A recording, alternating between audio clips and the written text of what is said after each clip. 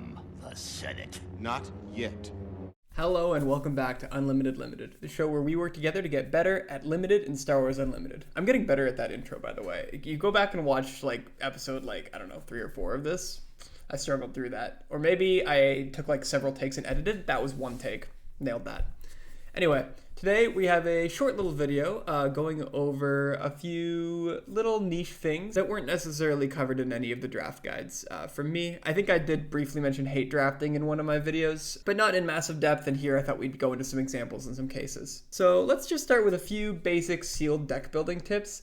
These are kind of just things that I've accrued over my sealed experience playing this game. They wouldn't necessarily fit anywhere in a sealed basics or a pre-release guide. They're just sort of random tidbits I figured out here and there. So for starters, I just want to say this is not really set specific. You should apply the meta of whatever set you're building sealed decks for onto these tips. So, if you're building in a sealed environment where green really sucks, for example, then you should keep that in mind. But nevertheless, these are a few tips that I think are pretty solid. I lean a slight aggro preference in sealed, and that doesn't mean that I build only aggro decks in sealed. In fact, common wisdom says that sealed is a slower format than draft, which is true. That was true in Magic. That's where that common wisdom comes from, but it's definitely true in SWU as well. And the reason being, whenever you're drafting, you can draft in mind of an aggro deck. So, you draft, let's say, if, again, I said not set specific, but assume we're talking about Secrets of Power, the current set. You draft your Daedra, it seems pretty open around you, you take a bunch of aggro cards, and you're going to end up with a higher density of aggro cards than you probably will in most cases just opening 6 packs and building a sealed pool. That being said, if your pool is conducive to it, building an aggro deck is a really good idea. Now, sometimes that'll just be obvious whenever you open your pool. You'll have a couple copies of Aggressive Negotiations, some really good 2 and 3s, and some great finisher or something that comes down reasonably early. Awesome, great. Build your aggro deck, go get your wins. But I'm more talking about in the case of where you have 2 potential decks that you could build, which does happen sometimes, and one of them is aggro and one of them is a more slower, maybe mid-range, bordering on control. To make this interesting, I think the later game one has to have a slightly higher card quality. In that case, I think I'm still building the slightly lower card quality aggro deck over the slightly higher card quality sort of mid-rangey control deck, and the reason for that is in sealed, not all the time, because sealed has a big nature of randomness to it, but a lot of the time opponents' decks are not going to be super well constructed at no fault of their own, right? It's just the pool that they opened. And so the way that you deal with aggro decks in a more constructed format is you build some part of your deck to be around them. If you're playing a blue force deck right now in the meta, you're playing Chirrut. If you're playing a green deck basically at all, or I guess it has to be heroism. If you're playing a green heroism deck, you're playing Typho, right? Those are all good answers to aggro decks that keep decks hyper fast decks like Sabine a little bit less meta right now because those cards exist. But in sealed, your opponent might have a Sentinel or 2, but they're not going to have the opportunity to build the deck to be hyper anti-aggro, whereas aggro is kind of anti-control just by its nature, right? If you can close the game before they can start playing their 7 and 8 drop bombs, then great, or get very close to closing the game by then. So again, I don't want everyone to come away with this thinking that I think you should always build an aggro deck. Sealed pool at the end of the day is build what you open every time. I don't think there's ever been a set where you need to force a certain archetype or force a certain color pair or anything like that. For sealed, you should build what you open. It's just in the case of, again, having 2 similar quality pools, I would sacrifice a little bit of card quality in order to make a deck faster for sealed if possible. It's just harder to counter in a sealed environment. Consider out of aspect is something that I think most people are wise to at this point, but it's worth mentioning anyway. The card in, again, I said this wasn't going to be set specific, but the card in Secrets of Power I'm thinking of most is Beguile. It seems like everybody's kind of independently or word of mouth come to the conclusion that Beguile is worth out of aspect in most cases. There are other cards as well throughout the game's history that have been like that. Overwhelming Barrage, everyone kind of knows that playing that for 7 in draft is just absolutely fine. you should always be considering these, but of course, whenever you're building your deck, some people, you lay out all your cards in a curve. Make sure you are accounting for that aspect penalty. I've seen people, put Beguile in their 3-drop pile, even though they're not playing yellow. I've seen that happen just in person, and yeah, don't do that. Put it in the 5 slot. And then lastly, consider the field. So we actually talked about this on a recent Wild Space episode, which if I remember, I'll put in the description. It's very cool. I chatted with a winner and runner-up of a recent PQ, also team members of mine, full disclosure, and another Star Wars Unlimited YouTuber who's a very strong limited player. Definitely worth checking out. We talk about cards that are... again, it is very Secrets of Power focused, but we talked about cards that are pretty solid Leia counters. So when you're building your deck, really make sure you have answers to the leaders that you are most likely to run into. You don't have to tech for everything, right? And that's definitely less of an issue in sealed whenever the pool of actual options you have is smaller, but it's still something to consider, right? If you're expecting to see a ton of Leias, and then you should put in cards that are probably good into that, even if you think in a vacuum they're worse cards in general. Obviously, there's don't play complete trash cards to tech against Leia. I don't even know what card you would do for that, but yes, I think you should consider the field. Don't put in cards that are really good into Satine, let's say, and sacrifice your deck quality because you might run into the one Satine player. It's just mathematically, it's just not worth it most of the time. And then also, of course, in sealed, you have your entire pool as your sideboard. So if you do happen to pair into that Satine and you have the perfect answer, then great, by all means, put that in your deck in game 2, of course. Don't put it in game 1, that's cheating. All right, let's get on to wheeling. So wheeling is an interesting topic. Here's a pack I generated at draftswoo.com, which you can get access to on my Patreon. Am I doing it? Am I doing advertising right? I don't know. So let's say you open this as your pack 1, pick 1, and then we could talk about what leaders you have and what the table looks like, but right now I just really want to think about wheeling. And let's say you maybe are interested in taking a red start, right? So I would say there are 2 really strong red cards here, both excellent first picks, I would say, which is Warriors of Clan Ordo and Let's Call It War. Let's Call It War is incredible removal, and Warriors of Clan Ordo is an incredible unit. So it seems both great. I think both of these are incredible. Both of these are definitely pack 1, pick 1-able. And the rest of the pack isn't actually all that strong anyway. With the exception, I guess, Naboo Security Force can be good, A-Wing can be good, Trooper Corps can be fine. I'm getting ahead of myself here, but let's just say you're interested in this red start here. How do you, A, decide which one you should take, and B, should you take one of these at all? I think in this specific case, if we say you're considering red, then I think it makes sense to take one of the red cards. That's great. How do you decide which one you can take? I think these are probably similar valued as in a pack 1, pick 1 scenario. Some people might disagree with me. I think a lot of people might say Let's Call It War is more valuable, and I could definitely see an argument for that. But for the sake of this pack, let's say these are roughly equal value to you. How do you decide which one to pick?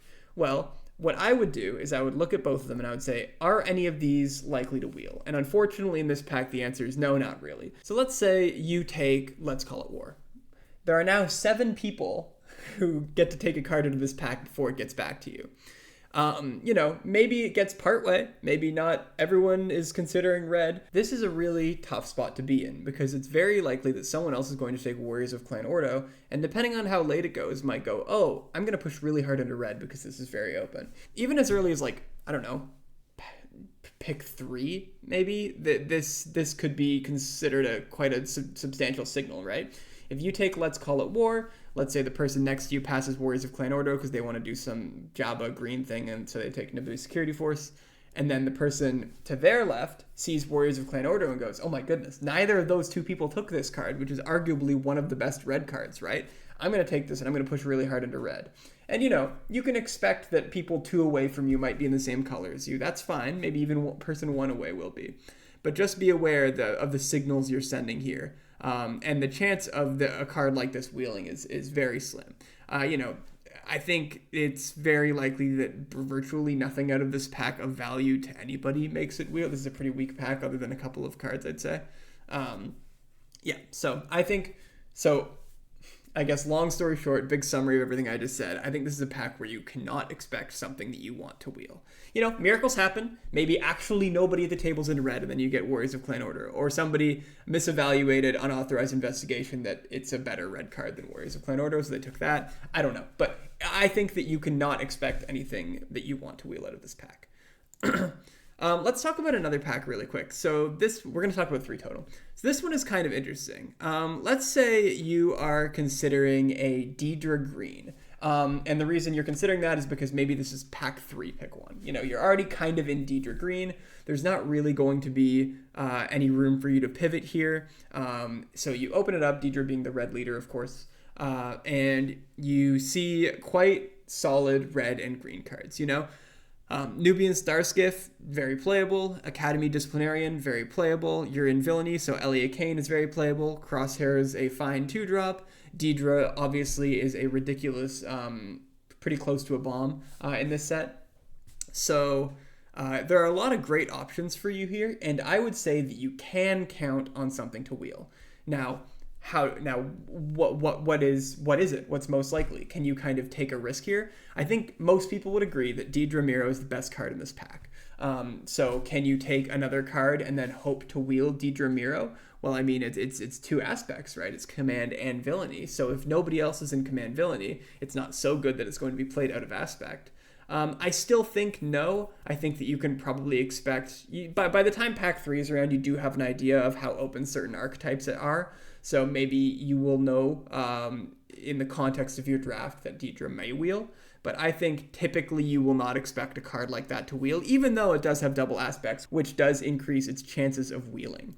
But I think that in this situation you would take Daedra Miro, and then I don't think you would expect to wheel all of the cards that you would want, like Crosshair, Elia Kane, Disciplinarian, and Starskiff. But I think it's very likely, if you've been reading your signals right, that one of these 4 cards, or maybe 2, will wheel. So I think this is a really good scenario where, let's say you're interested in a 2 or a 3 drop, and you're like, oh man, I really need to fill up my curve. You know, my deck is looking solid, but I need to fill up my curve. Sometimes you do need to take sacrifices and take worse cards in order to fill out your curve. That is a thing that happens. But I think knowing what may wheel is a really good way to still take the best card and get something back that you want. In this case, even if you are a bit short on 2s and 3s, taking Daedra seems fine because you are very likely to wheel one of these 2. This is a pack where it's possible that one of these wheels. It's a little bit of a weaker pack. Someone who's in red may take Saw Gerrera's U-Wing. Even though I'm not particularly impressed by this card, I think a decent amount of people like it a lot. If you're in Heroism, Grassroots Resistance is solid. If you're in Cunning, then the 2/4 ship is okay. Nothing else here is particularly exciting. So I think that someone would maybe need to take like a Senator's Aide or a Belly's Functionary or a Diplomatic Envoy, or even Budget Scheming, which is not unplayable. I think that in order for one of these cards to come back to you, because it's going to be 7, there are 7 potential picks, there are 4 cards you want back, right? So that means that 4 people need to not take cards that you want. So of this pack, do you think that there are 4 cards that will be taken that are not these 4? And I think, yeah, probably. Gerrera's U-Wing is likely to be taken before some of these. Grassroots Resistance, definitely. Someone will be in here. Someone will want to take that.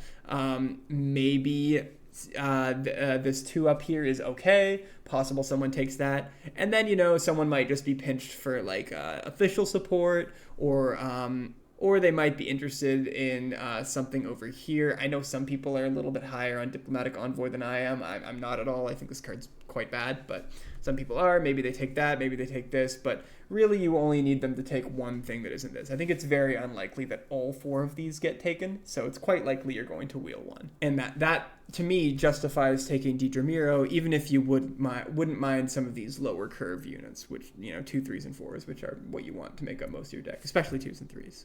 Now, this is what I like to call kind of a gamble pack. Let's say you were in Leia Green, for example. As we know, Unveiled Might, quite solid in Leia green. I think Grassroots Resistance is also all right. A lot of people aren't as high on this, but for the purpose of this discussion, let's say that they're quite similar. Knowledge and Defense is also kind of a playable card, but I think these two are better. And then Armor of Fortune, I would say, is also kind of a playable card, but these two are a decent amount better. So you're in. Same with Barditon Ornithopter. I think it's like fine, but you can do better. So this is what I call kind of a gamble wheel, right? Where you have two cards, I would say, that I would want more than anything else here, which is the Grassroots Resistance and the Unveiled Might. I would be looking at those two and I'd be saying, okay, which one of these wheels?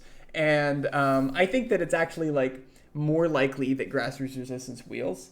Just because I think people are pretty high on Unveiled Might. So I would take Unveiled Might and hope to wheel Grassroots Resistance. That being said, if I looked around the table or this was a later pack and I already was privy to the fact that Heroism was not open at all, then maybe I actually would take Grassroots Resistance because it's more likely that one of these other guys wheels, right? It's about knowing your table as well. Also, I want to just really quickly mention a quick summary about wheeling. So when you're drafting Magic, I'll give an analogy. I was drafting Vintage Cube a couple weeks ago, and I had a really cool landfall destruction deck. For context, there are basically, super basic. There are a bunch of bad cards that when you put them together make a very, very, very strong combo. And so what that looks like in the draft portion is that people may pick one up kind of early just to like speculate and see if they can get that combo. But if they don't see that early, it's basically not going to happen for them, right? So if you get something early and then it does work out for you that you get the additional combo pieces, it's going to go really well. So in later packs, 2 and 3, you can pretty reliably count on wheeling pieces of that combo. So the example in particular I'm thinking of is Zuran Orb, which is a bad card. Fast Bond, which is also not a particularly good card, probably a little better than Zuran Orb, but still not great in Vintage Cube. And then there's a few cards that do this. Crucible of Worlds, Ice-Till Explorer, Reminep, Excavator, I think. If you get those three things in the battlefield at the same time, you just have infinite life, basically. And all three of those cards, the Ice-Till Explorer is fine for other reasons, but basically that whole combo just completely sucks outside of exactly having that set of three cards. And so if you are looking at let's say pack 3 and you open up Zuran Orb, and that is the last thing you need to make your combo work, but also in that pack there's, I don't know, something really good like a Force of Will or a Mox even, or something like that. You absolutely take the Force of Will or Mox over the Zuran Orb, even though Zuran Orb is going to make your deck incredible, because by the time pack 3's around, nobody is doing that combo. Nobody's in that thing. You were the only one who would ever even consider taking that card. Now, back to the Star Wars Unlimited world. No, there are no, as far as I can tell, combinations of cards that are quite like that yet, that are completely unplayable trash garbage on their own, but then if you put them in a combo piece, become busted and ridiculous. I guess there's Treya, Grand Inquisitor, Tragedy of Darth Plagueis the Wise thing, but that doesn't count. That's across multiple sets. You can't draft that. And even if you could, all those cards are good on their own-ish. Rest in peace, Grand Inquisitor. But in general, SWU doesn't have that yet. So there are cards that are better in certain archetypes, don't get me wrong, but it's not, if you're coming from Magic and you're thinking, oh, this card is best in my archetype, so nobody else is going to draft it, I don't think you can think that quite yet with this game in the same way you can with that Zuran Orb example I just gave. All right, let's quickly talk about hate drafting. And should you do it? The jury's out. We're mixed opinions on that. So let's talk about a couple scenarios of hate drafting and figure out whether it's worth doing or whether it's just, it's not a good idea. So let's assume for the purpose of this that you are a Leia, this is pack 3, let's say, or maybe 2, and you know what you're in, and you're passing to a Jabba player that you're pretty sure is playing green. You don't know for sure, but, the signals that you've received, you're pretty sure they're in green. And that's going to be the same for all the examples we give. So the hero, Leia red versus Jabba green. I would say there are 3 or 4 cases that you may consider hate drafting in and what you should do in each of those cases. So in the first case, there are no good cards in the pack for you. So I will say that all of these examples, there will be, I think, 5 cards left in the pack. Usually you're hate drafting towards the end of a pack anyway, because, the fewer cards in the pack, that's the fewer cards that are going to be good for you. So really quick, I'll describe what hate drafting is, and I'll give a very compelling argument against doing it. So hate drafting is when you take a card that you know you're not going to play in your deck, because it's a card that you know your opponent really wants, and it will make their deck substantially better. Or it will make their deck better. And the reason you do that, of course, is you figure that, yeah, sure, it will make your deck a little bit worse to take a card you know you're not going to play, but it'll make your opponent's deck worse than the difference it'll make your deck, right? Let's say it drops your deck -1, it'll drop your opponent's deck -4, right? Let's just say that on the quality scale. Now, that's what hate drafting is. A good argument against hate drafting is that the person you're passing to, if you're at a typical pod of 8, there's only a 3 in 7 chance you're ever going to play that player. So that's less than 50%. You're probably not going to play the player to your left. And then if you're doing the typical draft pod thing where your first opponent is going to be a set seat that's away from you, then that number changes and gets even lower, right? The chance of you playing the person to the left of you is low.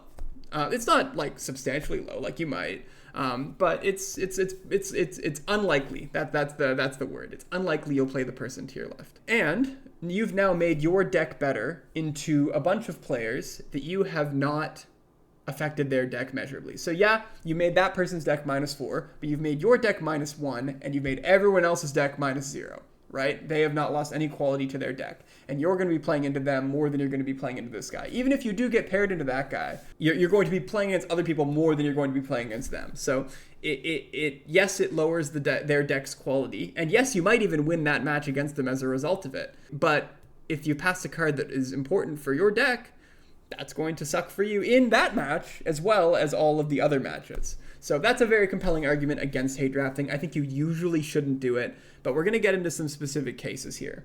So the first case is there are no cards in the pack for you.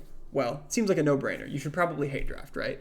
And the reason is now you're making that person's deck, let's say, -4, but there were no cards in that pack for you anyway, so it's not actually making your deck worse to take a good card for them. So if you're in Leia Red here, then there aren't really any cards for you here.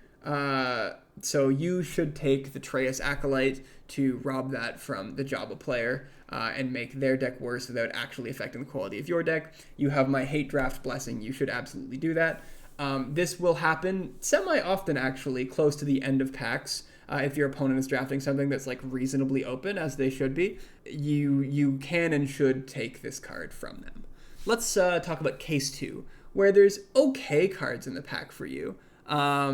But there's a card that's going to make your opponent's deck quite a bit better. So Naboo Security Force, famously very good in Jabba. Any big Sentinel is great in Jabba. But Coruscant Undercity Police, that's a fine card for Leia. It's not great. It's okay, right? Should you make your deck worse by not taking Undercity Police and take Naboo Security Force? My sort of no nuance answer to this is probably not. You probably should take Coruscant Undercity Police. But applying a little bit more nuance to it, if you look down at your pool between packs, if you're at a PQ, you can't look at your pool during packs in a PQ, but let's say you know what's in your pack, you've been paying attention, and you know that your 4 slot is already pretty robust and has some good stuff because it's a pretty competitive slot, and you don't really need this Coruscant Undercity Police. Yeah, maybe you'd play it, but maybe you wouldn't. It's sort of on the fence about it, then yeah, I think you can take the hate draft. But I think this is sort of a call that you have to make in the moment. It's not obvious in the same way the last one was, where you have to think, okay, am I actually going to play this card? And if I am, is it going to increase the quality of my deck enough that I can give my opponent this pretty strong piece? Just to be clear, it doesn't need to improve your deck very much for that to be worth taking. Just a tiny amount, but you could imagine a world where it does technically improve your deck, but not really. In which case, yeah, I think you can justify taking the Naboo Security Force. But I think in most cases you do not hate draft in this situation, but there are some cases where you do. And now in case 3, where there is a strong card for you, I think that you never hate draft in this situation. So in this case, I've said that there's an Imperial Dark Trooper and a Let's Call It War, somehow still in this pack, right? You know, it's where there are 5 cards left in the pack, and these 2 are among them. That will basically never happen, but just imagine it does. There's a strong card in the pack for you, strong card in the pack for your opponent. You never hate draft this. This is the situation I'm talking about where, yeah, actually, in this specific situation, you're probably making your deck and your opponent's deck worse by about equal measure. I wouldn't consider this. Even if, and it's really easy to get put on tilt by like certain cards or card leader combos, right? Especially in the sealed portion. Like if you get rolled down by like Jabba decks that have always had their 2-cost 3/3 on turn 1, and you're like, I don't want that to happen in the draft. I'm going to take this. Calm your feelings, chill out. You should take the Let's Call It War. You should take the card that you're actually going to play for all of the reasons I talked about a minute ago about how you're probably not even going to play against this person.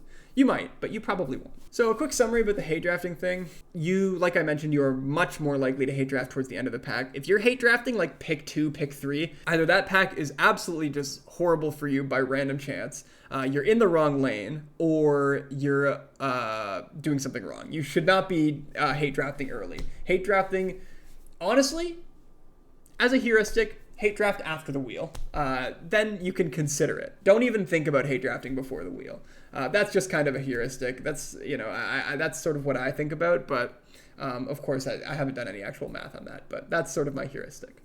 In pack 1, hate drafting could be a sign to pivot. And what I mean by that is if you are drafting some deck in pack 1, it comes around to the wheel, and there's 5 cards left in the pack, let's say, or whatever, and you look down at it, and you see no good cards for you, but like 2 really good cards for green villainy, and you're not playing green villainy, maybe you should consider, if you possibly can, pivot to green villainy, right? A lot of people, I find, don't pivot in this game, which means that you can.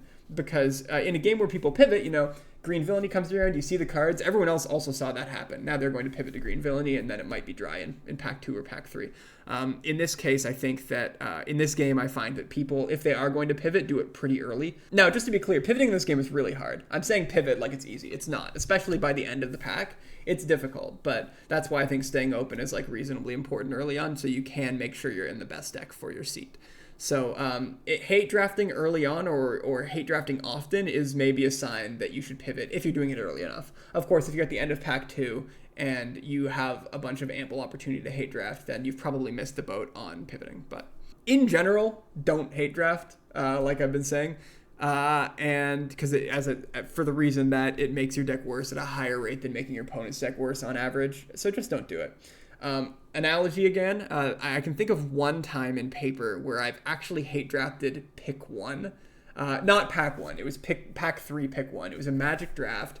It was in Wilds of Eldraine, and it was Gruff Triplets, and I was not in green, but I knew the person beside me, who's a very good player, was in green, and there were a bunch of good cards in that pack for me, and I still took Gruff Triplets. If you drafted that set, you know why. But just to be clear, I'm not saying that was right. And I'm certainly not saying that there's any card in the SPOO that you should do that for. But that's the one time I can think of off the top of my head where I actually did do a hate draft in not in a place that would counter the wisdom that I'm mentioning here. All right. This is a pretty short video. Let me wrap it up here. I'm going to move my camera so that you can see my blue sky handle. Thank you so much for watching. I have another limited PQ this weekend. I'm very excited for it. It's at a LGS that I've had a PQ at before. That was a ton of fun. I loved how it was run. It's going to be a big PQ. I think it has a 128 player cap, and last time they got pretty close to that, so I'm expecting that again. I'm very excited. It should be a good time. Make sure you follow me on Blue Sky. I post all sorts of stuff sometimes. I will certainly have a video up next week about, once again, the PQ results and how I did, and hopefully I will have good news for you, but, sealed is sealed, so we'll see. But I will have a video regardless. Even if I end up going 0-6, I'll have a video for you about what not to do. Thank you so much for watching, and as always, may the Force be with you. So what I told you was true, from a certain point of view. A certain point of view?